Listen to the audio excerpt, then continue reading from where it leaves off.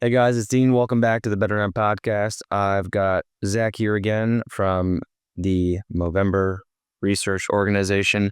Why is it called Movember? It's not called Movember Research Organization, but it's Movember. You guys know what I'm talking about. And yeah, Zach, thanks for coming. Thanks for having me there. Yeah. So I would suspect that, getting into the position that you're in as the director of research, there's definitely a story there, So what got you down this path? Mm. It's funny because depending on the day, there's so many arcs that led to me being here, and so you need to kind of pluck one from the air and decide what you're feeling is the most important reason. But there's a mix between like personal and professional, as with anything when you're doing something that has such purpose and a cause behind it, I think. And so obviously what was going on at university, being a male psychology student amidst, 2,000 women in my course, it was the place to be as a as a young guy. But Yes. it also became really clear that there are not a lot of guys in the caring professions. There were not a lot of guys who wanted to become therapists and counselors. It wasn't really what was going on. And so I started to craft an identity for myself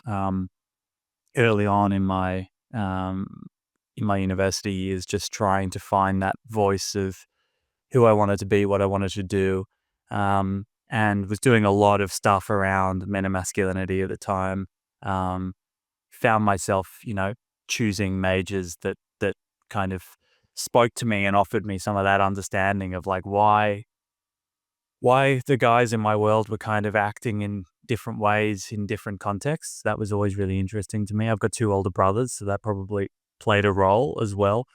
Just watching the competitiveness and the shit talking and all the other stuff that was going on.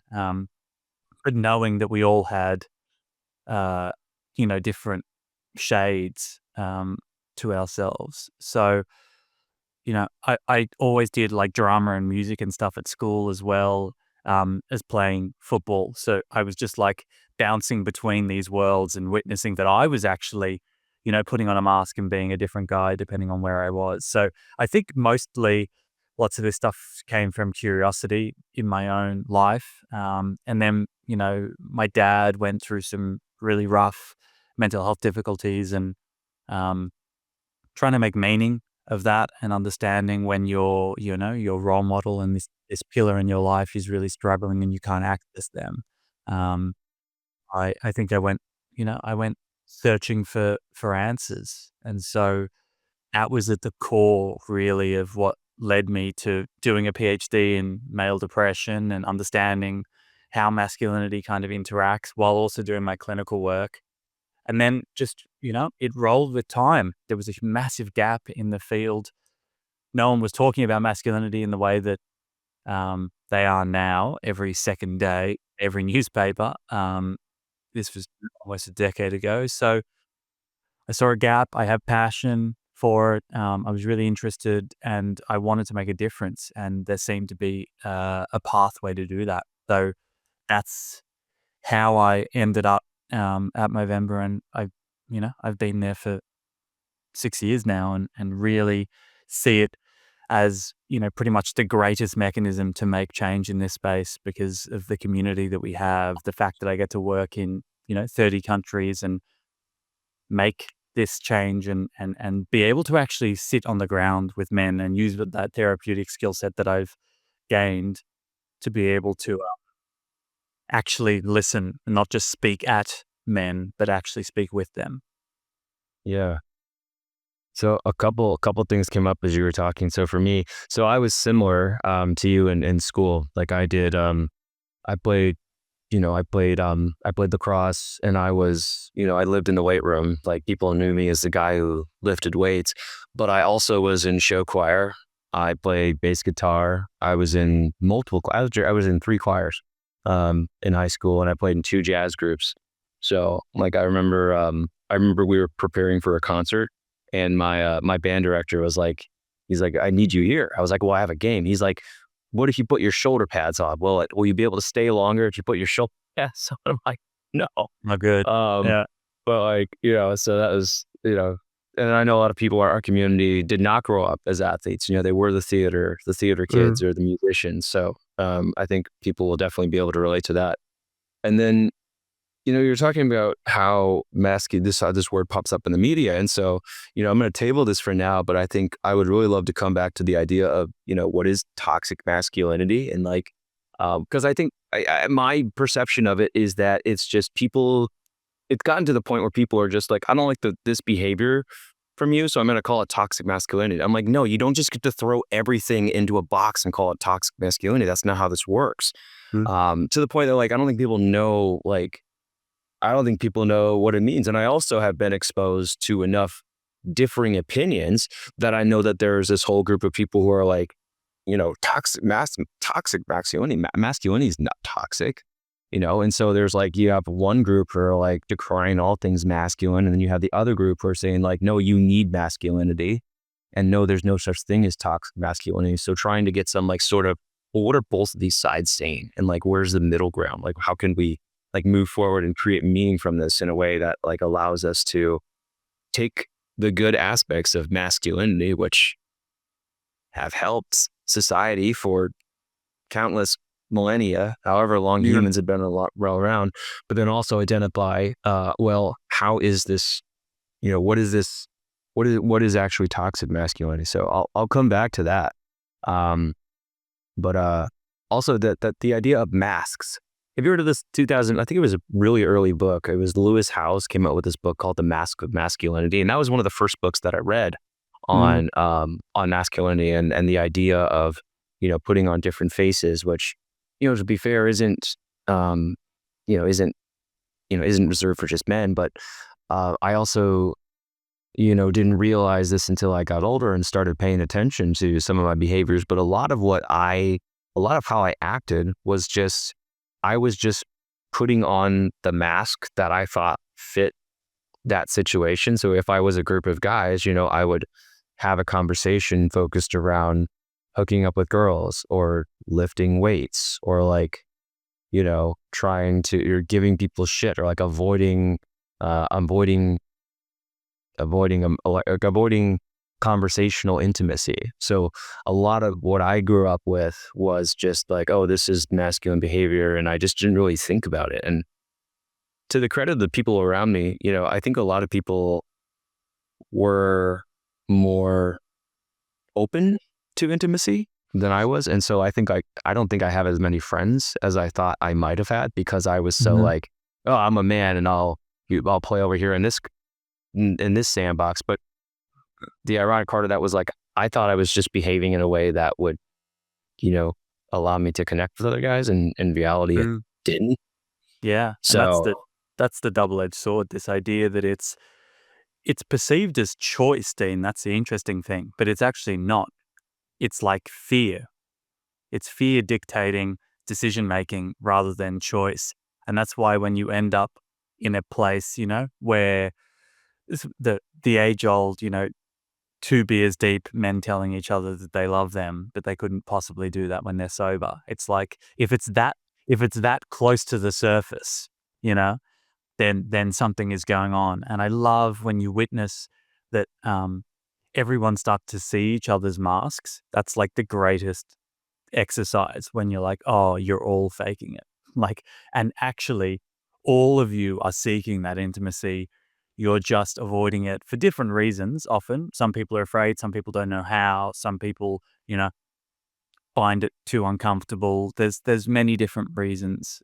It's unsafe for others, Um, and so I think we need to be compassionate about that, but shining a light on the fact that there is this universal experience where guys are shifting between versions of themselves.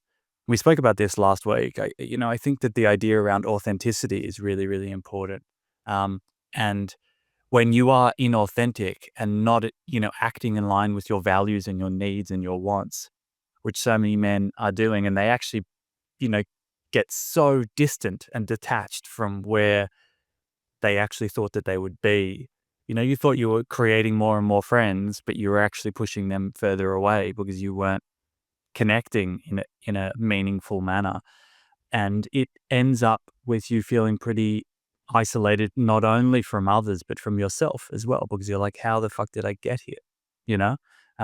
So that's something that is so and I don't know if it even happens as much as you age. There's definitely a lot going on in high school and university where it's like, okay, I'm not really sure what is best for me to show here. I just want to fit in.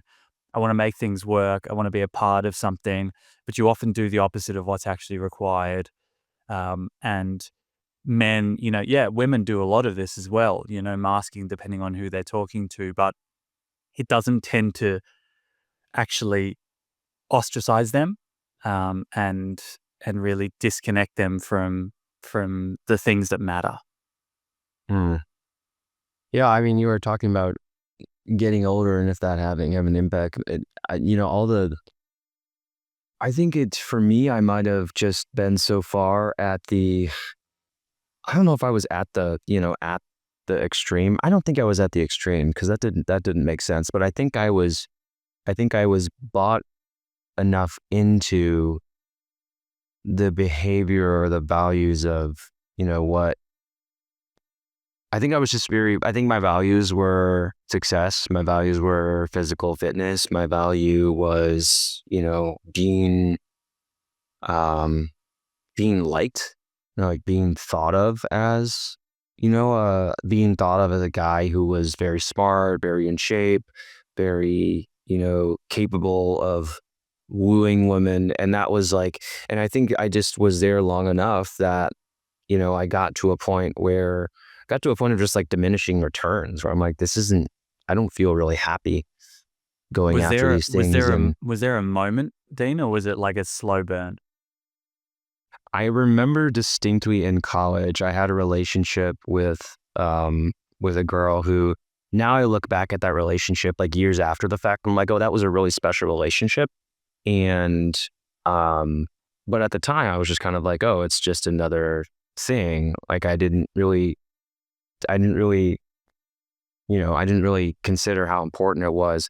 And I remember one night being, as one does at a Big Ten university. Well, I don't know if you know what a Big Ten Yeah. university. Well, you do know because, you're drinking a lot. And I remember, Mm. um, she basically said like, I don't want you here. And I remember just breaking down and crying and walking home in tears. And I was like, I mean, the amount of times that I actually cried, probably fewer than 10 times since I was like 12. So, Mhm. um, probably even less than that. I did a very good job of noticing when sadness was coming up and putting it back away before it crept up on me. Mm. So yeah, I do remember at that time thinking like, okay, like this isn't working. Like this pain is a lot. And then I also had a moment when shortly after I moved to Austin where I was not that successful. Like I had a job that didn't reflect like any of what I did in university. Like I did a lot of really great internships. I graduated with honors. I was fluent in a bunch of languages and I was doing this crappy sales job.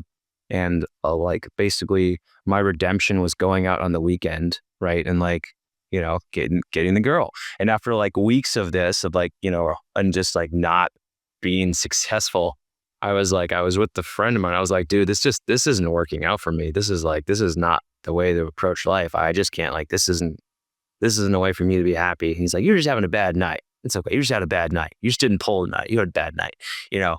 Um, and so, yeah, like I've definitely had moments of that. And then I think just being an entrepreneur world, you talk with people who have a different sense of what's possible. And I've just been, in enough conversations and enough circles where the conversation has shifted from like, how do we be successful at business? Like, hey, like, how do we be successful at life? How do we be happy? And that's shifted more into how do you be more vulnerable? How do you have better connections with people?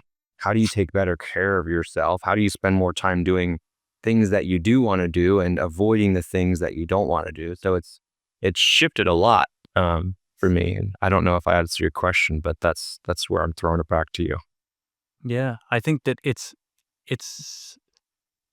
that just shows that it's never like a single moment that breaks you. And some people will be able to link it to that, but it's a it's a reawakening, really, that takes place over time when you get shaken to your core about the fact that life is not going, you're promised things. If I do all of this, if I hide from my own emotions, if I push people away and constantly seek out physical prowess, financial success, getting the girl. That's the rule book. This is what was offered to me. And it's interesting to even consider when it was offered to you, Dean. So like let's have a conversation about like where you picked this shit up from. Because it's like, who told you this? Where does it come from? How is it so inculcated in your brainstem that it's like you're gonna bury the things that actually matter to you in order to try and be this guy that you didn't choose to be, but that someone passed down to you. That's what's really interesting, because the unlearning of that and realization that you are or can be that version.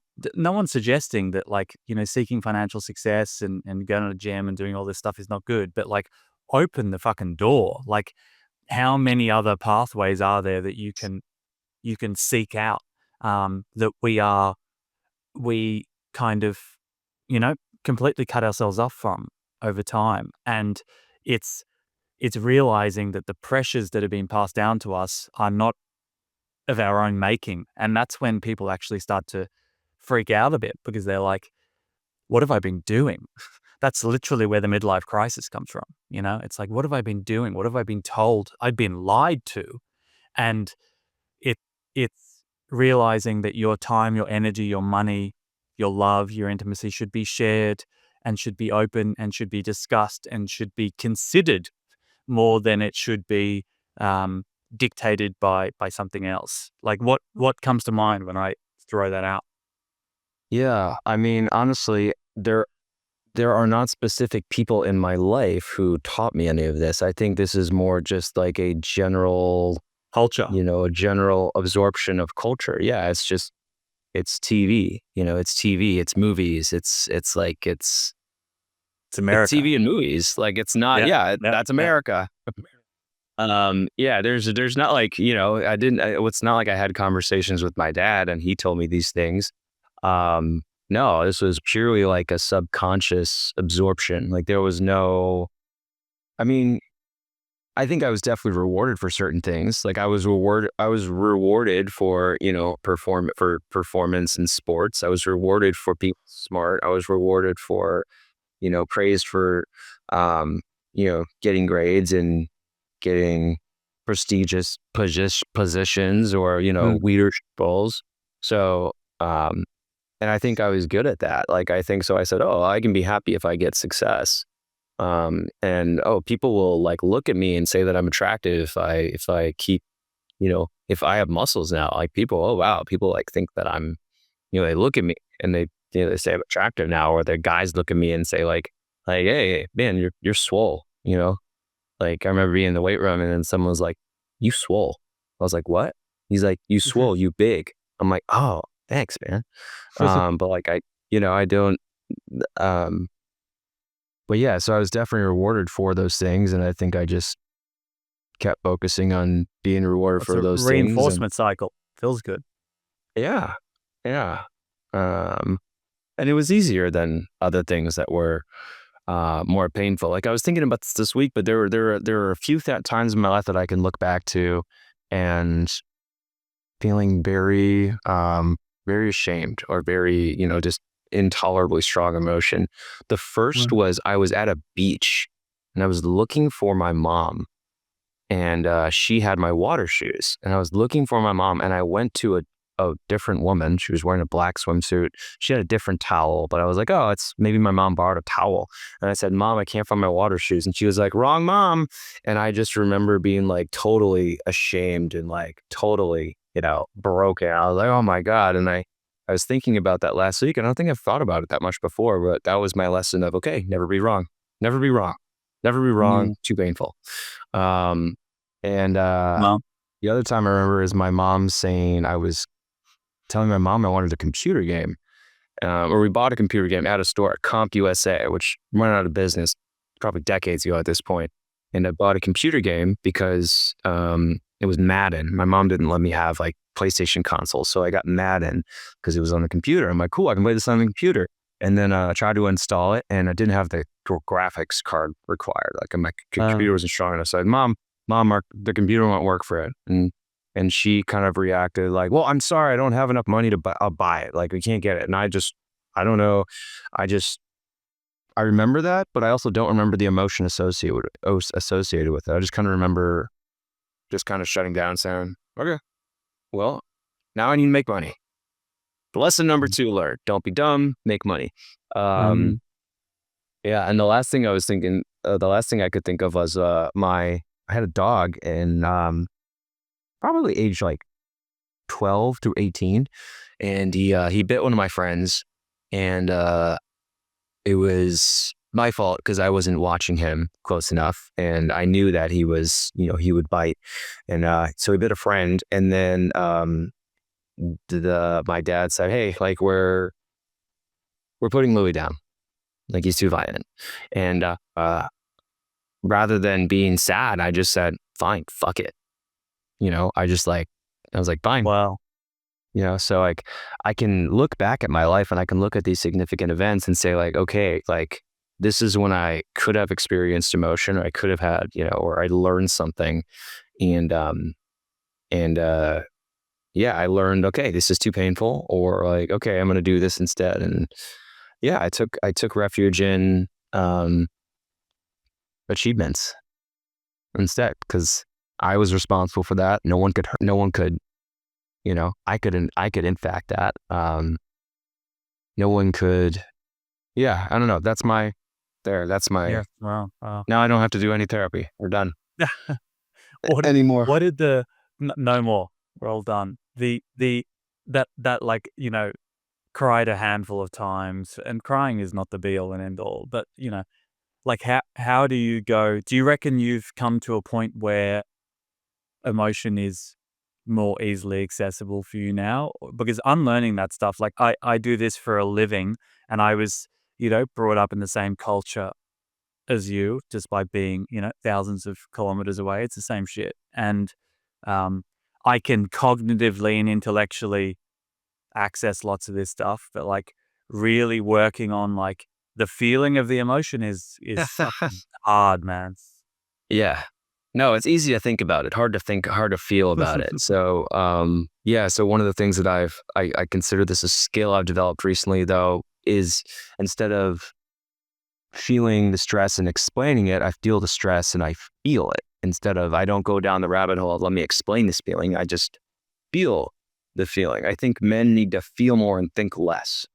Mhm. I think that would be I think that would be a huge growth opportunity for most men, is if they just started paying attention to their feelings and not doing anything about them, It's but not seeing just, it as a problem to solve.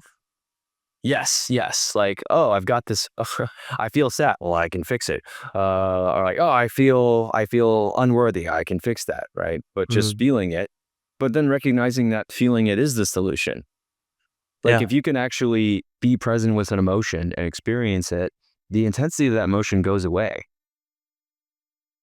You know, like, prior to this year, I probably would have sat in my chair and and just spent an hour out there thinking and telling Mm. myself a story, creating a sense of security around it, and then feeling okay to move on, instead of spending 15 seconds feeling the emotion, noticing where it is in my body, like describing it. And then, a few seconds later, realizing, oh, the thought's still there, but the intensity of the emotion is past. Mm. Has yoga has yoga supported that? Because lots of people use that as a, You body know, mind access. I think it gave me awareness I think it gave me the awareness to be able to better access it. But I also think that I I think it also just taught me that I needed to breathe through things, which is wrong. Like, I don't need to just like, oh, I've got a strong emotion. Just let me breathe deeply, because that doesn't make it go away. Um, so I think it's helpful. I think it's a tool. I think if you know how to use breathing to create space between, the stimulus and your reaction to it, yes. And so Mm. practicing yoga, practicing breathing definitely helps with that. But if you don't, it's only one of the tools that are required, right? If you don't know how to move past the emotion to experience the emotion, if all you can do is create a pause, then it's not it's not enough, because eventually you get enough stress that, guess what happens? Your breathing runs out, and then you're yelling at your wife as you're walking the baby down the sidewalk. Mm. Like, um, so it's a tool, but not the whole thing, I guess. Mm. Yeah. No, that makes sense. And the idea around like realizing where in the body stuff comes from, accessing it, sitting with it, and trying to, because even that naming that you just did there, Dan, before, where you were like, oh, I'm feeling unworthy, so I'm going to try and fix this. Like 95% of men that I've met would not be able to name, I'm feeling unworthy. You know what I mean? It's Yeah. like, I feel shit, I feel crap, I feel blue, whatever it is. You got a bucket that describes like, even, from, we use an emotion wheel in therapy all the time. Like, which of these are you feeling? Yeah. And they're like, what are these words? I have never seen these words before. Wait, this can be broken Yeah. up into 20 terms, you know? Yeah. Yeah. My son And is doing that right now. He's 5. He's wow. in therapy, and yeah, he's like learning emotions. He loves drawing, so he brought home a picture from his therapy session a couple of days ago, where it's like him drawing. These are what the different emotions look like. I'm like, cool. This is great. I wish I had learned this when I Yeah. was I 5. was gonna say, because I'm about to have a son as well, Dan, and like that Yes. idea of witnessing in him, because that's also like a tension between your own stuff, your own upbringing, and like now seeing him do all of this stuff that you didn't get to do, was very uncomfortable for you. You may have been bullied for, like, all of that stuff. Is there like a feeling within you that's like, oh, I don't want him to do that because I want him to, you know, do you have to like challenge some of that stuff in your head? I'll say a couple things. First off, I'll say the things you cannot stand in yourself, you cannot stand in others. Ooh. So when you see, so when I see my son or my daughter reacting in ways that I find inappropriate for myself, those things, that triggers me. Sure. Yeah, for So sure. like, there are and if toddler is going to have emotions, right? But, you know, um, yeah, so that's the first thing that comes to mind. Um, the second thing that comes to mind is, um, hold on, I forgot what the second thing was. So the first thing was the, just What writing this triggers time you down. will trigger others. Yes.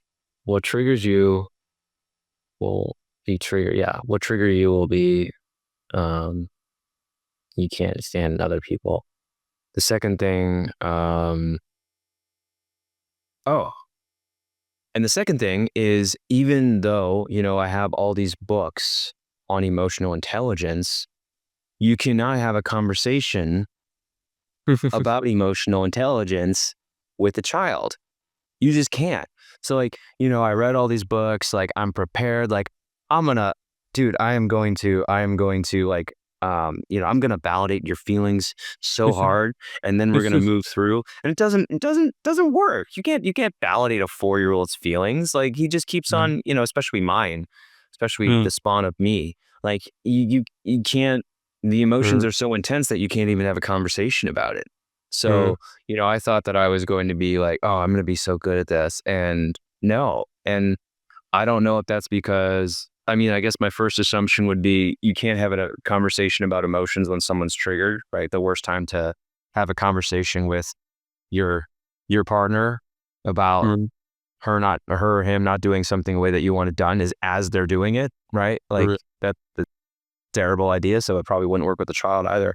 But my other suspicion is that because kids are so intuitive, if you are just speaking about if you're just speaking to them about emotions from a logical perspective, especially if you have not gained an emotional understanding of the concept yourself, then it's like listening to a presenter talk about something that they're not an expert in, right? You're listening to someone sell a course who has only ever sold a course about selling a course and hasn't sold a course themselves, right? And you're like, I smell bullshit, right?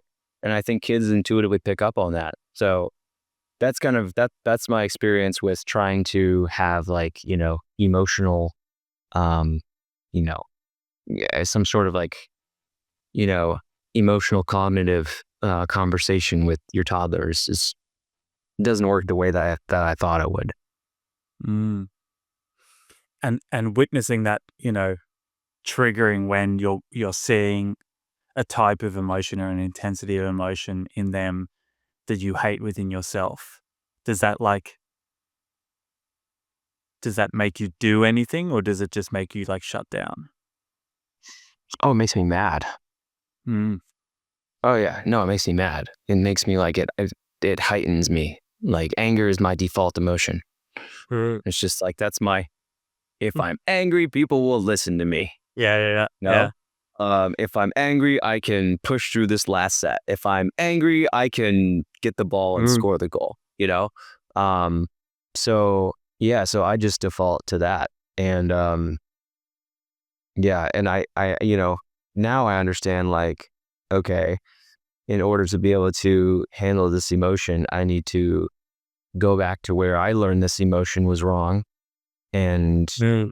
you know, so I don't know what the It's drug also of what choice is for that, yeah, but what is anger a placeholder for? That's always the interesting thing, because it's people, therapists always do this, and I've been privy to it enough myself where it's anger is just covering something else. And sometimes it is and sometimes it's not. Like anger has its own place. But the idea that it's uh, sadness dressed up or sadness suppressed and then exploding, or, just a source confusion, as we say, this idea that you have stress or anxiety and you misdiagnose it internally and then it comes out as anger. Um, when it becomes that placeholder for a massive portion of the pie, um, that's when that emotion wheel, you're like, oh, 3/4 of this is red. How did that happen? Like the inside out guy, he's just like the anger guy is just controlling your yeah, brain. I made him my avatar on Disney Plus. Of course, of course. Or no, I made him Declan's avatar, my son. Okay, okay. Yeah. No, I'm the old man from Up. Oh, I love that guy. Yeah, yeah. That's me. Mhm. Um, well, hey, we said we would talk about you. When did you first have some realizations about yourself? Oh, God. What's something significant that you went Mm, through or that you noticed about yourself yeah. in this whole self-discovery journey? It's always it's always going, man. I think, there've been quite a few moments, but I had a pretty, traumatic grief event when I was 20, when my dad died, and that's like a line in the sand, around becoming an adult really fast. Mm, Having to look after my mum, and I was already on the way to becoming a therapist, so I kind of took up that role in my family, I think, with my siblings. Um, yeah. Well, you're the younger one. yeah, exactly. That's a thing. Yeah, yeah. Just trying to make peace and harmony and understand everyone, and no one gives a shit about what I'm trying to do, um, which was great. Um, but that meant that lots of the stuff that happened earlier, I kind of lost connection with because it's such a rupture when something like that happens, that it kind of jolts you. And I'm now strangely, since I found out my wife was pregnant and we're going through this journey of realizing that I'm going to become a dad without a dad, that Mm, certain things have started coming back to me, and I've been like willing and able to kind of reflect on things. I've always been a very future-headed guy. Like everything is what comes next, and that's probably a reflection of you know trying to respond to the grief that I didn't want to. I wanted to move forward, and I knew that Dad didn't want any of us to collapse. And we wanted to move on, and so I was always like, "What's next? What's next?"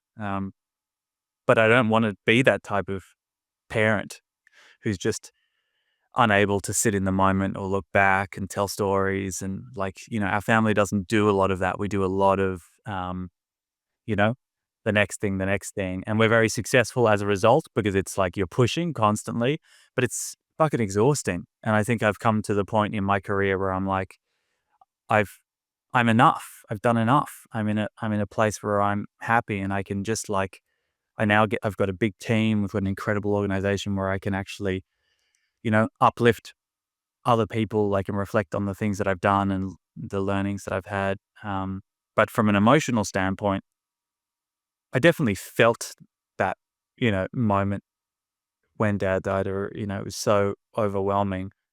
But the avoidance that followed, of like not wanting to dip into it consistently because I knew it would just drown me.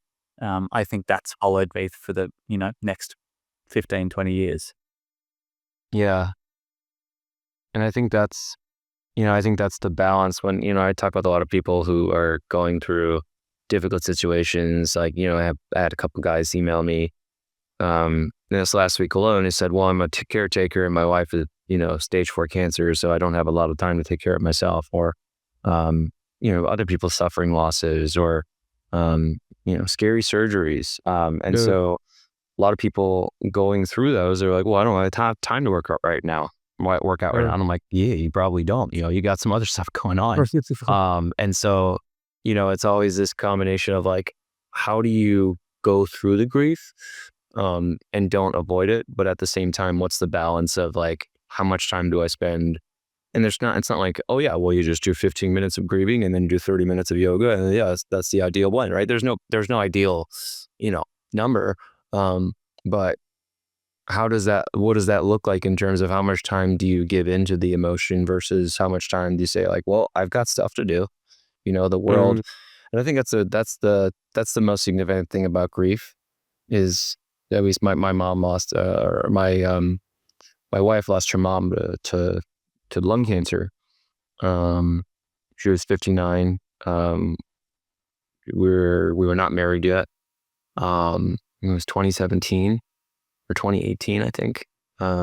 And she, her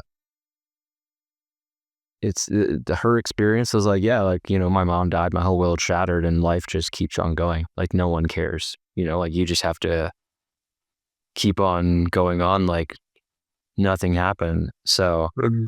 um, so yeah, how did you, like, do you think that you really like adequately grieved? What did your brothers do? Did your brothers just Yeah, say like, we got stuff to do, let's move on? Or like, what was your experience yeah. there? Well, you definitely realize very quickly that, because I remember there was a moment where I was like, everyone come upstairs. We're sitting down. It was like 2 weeks after, and I'm like, and we're talking about this. No, we haven't processed this. I don't know. I was, in second year of college. It was just insane. And they were like, who the fuck do you think you are? And just that idea around, um, how we're going to actually grieve some of this stuff, Yeah, can I get Um, one? No, this is mine. Real life interruptions. Declan, I'm doing a Delana. talk right now. Can I talk with you in a few minutes? Okay, go open up the T-Rex. Yes, after this, we got a T-Rex. We have to install it. How cool. Anyways, The problem when they get tall enough to open doors. yes, they're both that tall now. All right. Yeah. Yeah. Go back to what you were saying. Um, Sorry, and I'll take that out. no problems. the idea that, It's after it happened. yeah, I tried to sit my siblings down and be like, we need to talk about this. We need to like work out how we're going to process this stuff, what we're going to do, how we're going to talk about it. And it was a really key moment in my life where I realized that people process things very differently, and my way was not the highway, and I didn't get to decide how anyone was going to grieve, um, which was a really important shake up, I think. And I had, I think I think I definitely felt like the severity and overwhelm of it in those first few weeks was really full on. Um, but then it became intolerable to a point where I was like, I don't want to sit in this, because if I sit here, then I will fundamentally not be able to actually progress. I will not be able to continue on, and that's not of interest to me. Um, so yeah, that was kind of what happened after there. I don't think it was a purposeful decision to not feel, but I would I would pick out times, if it was like the anniversary or his birthday or various things, and I would go to the cemetery and I would like bring it out. I would like unleash the grief monster, which was very cathartic at the time. And I don't feel like I missed anything, and it's been ongoing, and this follows you for the rest of time. Like it's not something you can avoid. So yeah. Yeah. I mean, yeah, I guess my experience there is I think it's hard to call out. It's like, okay, grief, come forth. It's like it doesn't just come out. You're like, okay, I'm here. Like I want to be sad, but it's not coming out. Right. It's like, it's like you can't you can't force it. But And something then it that I was comes at the weirdest times, you know? It just yes, shows when up. you yeah, like my wife, for example, for her it comes up when she can relax, right? Like when she's running around doing all this stuff and then suddenly she get to time to relax and then like the grief's like, "Ah, okay, here I come. I got you. You got your guard down. Now I'll get Yep. you. Um, something that I was thinking of, and I think this would be really relatable to a lot of people listening to this. As someone who prioritizes others before their self, but knowing what you know about self-care and the importance of taking care of yourself, how has that changed the way that you approach self-care or, Uh, making your priorities known to other people in your life? yeah. Because I could tell you put other people's first. So like Oh, that's yeah. why I'm just calling it out and I'm asking because That I started that this podcast. I started this episode saying like, hey, let's talk about you. And within mm, 5 minutes, you were like, well, what was your experience growing up? I'm like, it's not about me, but I know where you're going with it. yeah. Well, there's an element of it that's more comfortable, obviously. I'm like I prefer to ask questions than to answer them, and it's not even about avoidance. It's just like I'm a deeply curious. You asked me why I got into this. I love stories. I'm a curious guy. I want to know. I like seek out stories and patterns, and I've heard enough. I've done enough therapy with guys to like kind of be able to piece things together, and I'm always like, where are we going next? So I love that. I want to know what's at the core of people that drives me, and it pisses plenty of people off. And so be it. Eh, That's fun. yeah. But And I'm like, I don't want to talk about that. yeah, yeah, Like, well, exactly. you should. Yeah, and also realizing that I've definitely that's another thing that I've come to realize, which is that you know, there is a time and a place, and lots of things do not need to be spoken about. Some things should be avoided in the right time at the right place. Some things should be pushed through. And I don't like this new idea that everything is a trigger, everything should be spoken about and processed, everything is trauma. I just don't agree with that as an ideology.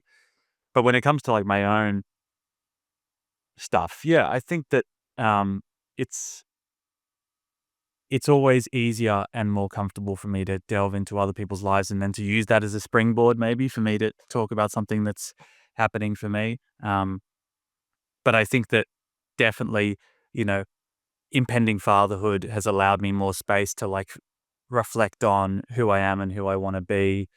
You tell yourself stories and you tell them over and over again. And then I'm like, have I just like drunk my own Kool-Aid?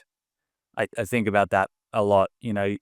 You say all of these things, especially if you do a lot of podcasts where you're like, you've got your lines And then if you actually sat back and heard them, you're like, where did that come from? And do I actually believe that? You know? Um, so it's that type of thing which I'm just like, I'm starting to call my own bullshit out a lot more, which I'm enjoying, and also willing to like step into that vulnerability, which is that like being in that position of power as a counselor or as that friend or family member who's like here to listen to others. I'd never found that vulnerable to sit in that discomfort, but when I'm in the hot seat, being the one to like really access what's happening for me, um, it's the talking the talk versus walking the walk stuff, which, self care has always been just like, fitness and nutrition and sleep and really clear things for me. It hasn't really been um, lots of that overt emotional processing. But my wife, who's also a psychologist, has like pulled, yeah, yeah, welcome to my life. But she's also like, she's a totally different, yeah, monster when it comes to this stuff. Because I do like men's therapy, so I do a lot more of like practical, motivational, tips into uh, personal trainer shit sometimes. She's like, "Let's sit in hell. Like, let's do this emotional stuff." And I can't Oh even my, handle her. Like, I'm like, this stuff is so full on. So she's given me, a reckoning of sorts over the years. yeah, I bet. Um, well, I said we would talk about this, so I do want to bring up the topic before it gets too late. So you are a professional on masculinity, and somehow, I mean, not somehow, you are.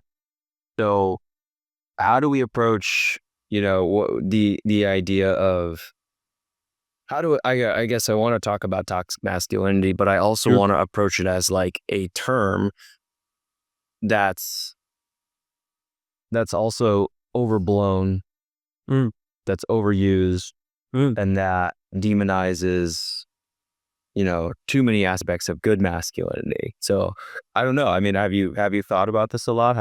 Yeah, I have. Have you come to I've thought conclusions? I've thought and I've written about it a lot, and the so the term I have serious problems with, and not because I have an issue with the fact that men, you know, enact bad behavior. Like, I think we're all on board and understanding that men harm themselves and harm others in really problematic ways at higher rates than women and girls do, for instance. Nonetheless, suggesting that adding toxic in front of masculinity, despite the way in which it was conceived as a term. So it was supposed to speak to a subset of behavior. That's what it was supposed to be, which was like, this is something that is a normative experience that culture suggests is tied to being a man and is actually really, really harmful. And so it started out as a term that actually kind of made sense. It was like, don't do these things because they're not good for you and not good for others. Now, as happens in this day and age, there's been a splintering of that, and it's now been, plastered everywhere, uh, whether it's the media or social media or otherwise, and being picked up as a catch-all term.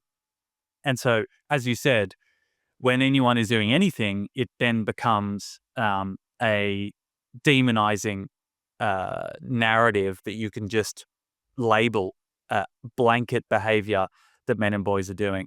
My main issue with it is that it is not a good motivator for change. So if you have an issue with certain behavior, shaming and distancing the very people you need to engage is the worst tactic you can use. And when millions of men and boys are saying, I go into the schoolyard, I go into the workplace, and I'm immediately dealt with as if I am the problem. Like, it's a risk based narrative. It's starting out with deficit. Something is wrong rather than, I believe in you. Here is your potential. This is what's possible. There's no aspiration there. There's just like the brokenness. And so rather than that term, because you're also putting an adjective in front of masculinity. So when people are like, no, no, no, I know that there's different ways that masculinity can exist. I'm like, well, you've made it a singular term. And so they don't see anything else. So when we go out and we ask thousands of guys, what do you think about masculinity? The term masculinity, how should we use it? They go, there's always a silent toxic in front of that. And so that's the learning that regardless of the aim of the term, which was an attempt at, you know, getting rid of bad behavior and helping society, it's now become a um, a label that is actually undermining our efforts at safeguarding people. You know? Mhm. Yeah. Yeah, and I think that's been my experience with some people I've spoken with is that it's like, toxic masculinity is harming us. I'm like, what do you mean by toxic masculinity? Like, do you mean like what do you mean by it? Like, Ooh, is it men who are saying things that you don't agree with? Is it someone just being an asshole? Is it someone being a bigot? yeah, Is that toxic masculinity or is that, do we call that something else? yeah, You know? So I exactly, don't know. exactly. You have more thoughts on this than I do, so I'm just gonna keep listening to you talk on this topic. Yeah, I think that we need to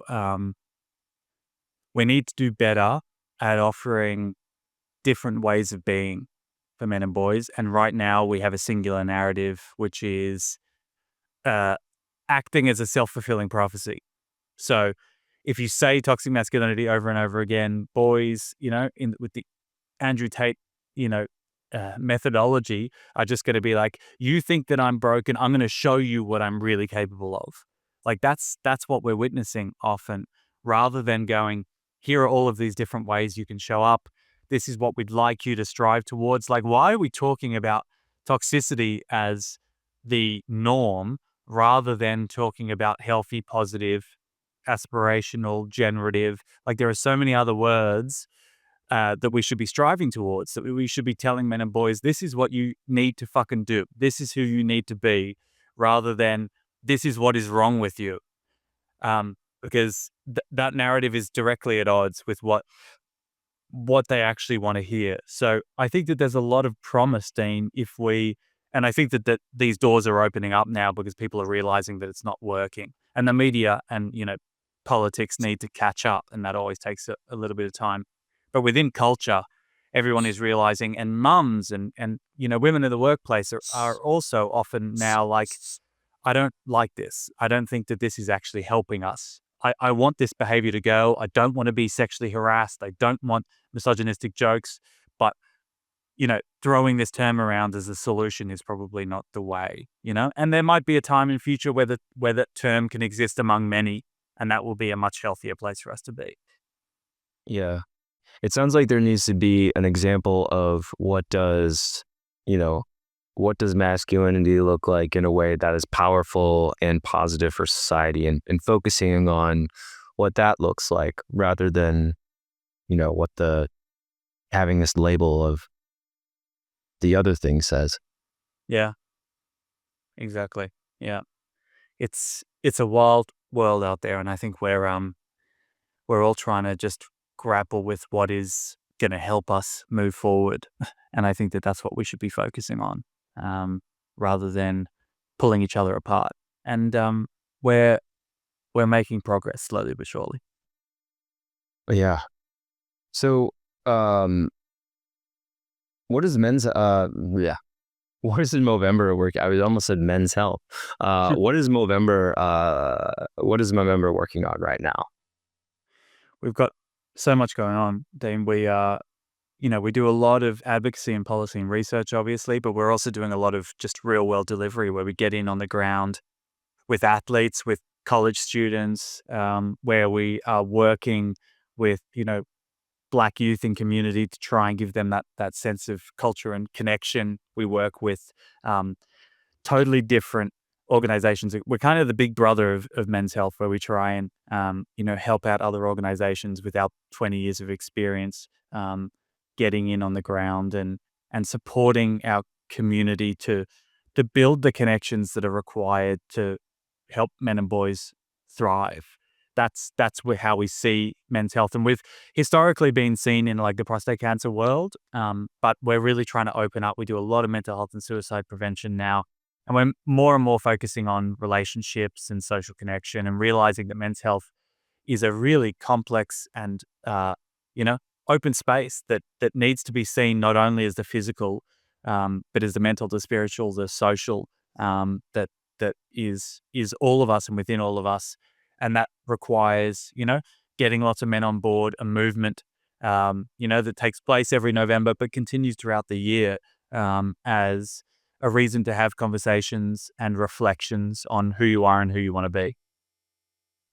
So, as a guy who leads a community, and for the guys who are listening to this that are part of our community, what advice do you have for us as a group of men? How can we communicate with one another that's going to help us just continue to carry the torch forward as For improving sure. ourselves as men?